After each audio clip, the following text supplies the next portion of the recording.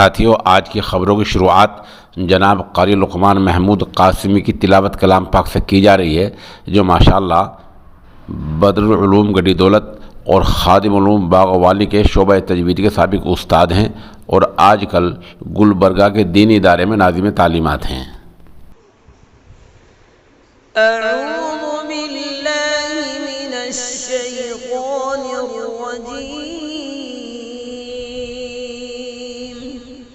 बिस्मिल्लाहिर्रहमानिर्रहीम। तबारकल्लज़ी बियदिहिल मुल्कु व हुवा अला कुल्लि शैइन क़दीर। अल्लज़ी खलक़ल मौता वल हयाता लियब्लुवकुम अय्युकुम अहसनु अमला व हुवल अज़ीज़ुल गफूर। अल्लज़ी खलक़ सबअ समावातिन तिबाक़ा मा तरा फ़ी ख़ल्क़िर रहमानि मिन तफ़ावुत फर्जि'il बसरा हल तरा मिन फुतूर थुम्मा अर्जि'il बसरा कर्रतैन यंक़लिब इलैकल बसरु खासिअन व हुवा हसीर। वलक़द ज़य्यन्ना अस्समाअ अद्दुन्या बिमसाबीह वजዐलनाहा रुजूमन लिश्शयातीन वअअतदना लहुम عذاب السعير। وللذين كفروا بربهم عذاب جهنم وبئس المصير۔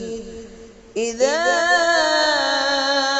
ألقوا فيها سمعوا لها شهيقا وهي تفور تكاد تميز من الغيظ كلما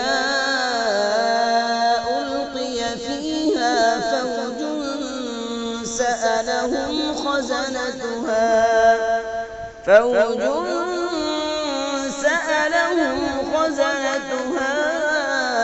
ألم يأتكم نذير؟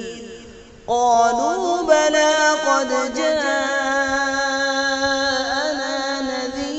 نذير فكذبنا وقلنا ما نزل الله من شيء إن أنتم إلا في ضلال كبير। وقالوا لو كنا نسمع أو نعقل ما كنا في أصحاب السعير فاعترفوا بذنبهم فسحقا لأصحاب السعير۔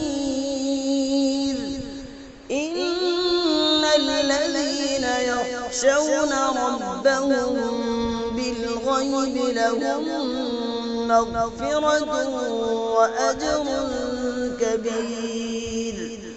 وأسروا قولكم أو اجهروا به إنه عليم بذات الصدور۔